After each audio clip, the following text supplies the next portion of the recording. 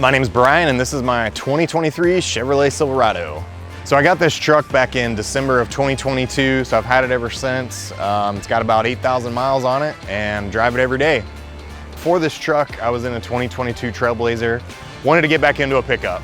When the refresh of the Silverado came out in 2022, it really caught my eye. You know, the exterior was kind of the same. They did a little bit of updates, but man, the interior, you know, they had a new display that was nice and big, and the dash was really nice. So that's something I really liked about the Silverados. So I ordered this back in October of 2022, and it really took about 3 months to get it. You know, in my situation, I didn't need anything right away. When I did ask my salesman where things were, they were straightforward with me. I have a lot of favorite features, but if I had to pick one, I would just say the technology. I love the dash. I love the infotainment display. I love that I can go full screen. I love the wireless Android Auto. You know, one thing that I did get when I ordered this was leather, and I got an extra towing package in it. So I've got more cameras that I can look at.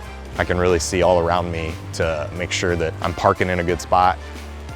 You know, ordering is a good way to go. You know, you don't really have any regrets because you're able to pick everything step by step, all the different trim levels, the different features that you want. So you don't really have to settle for anything that's just sitting on the lot.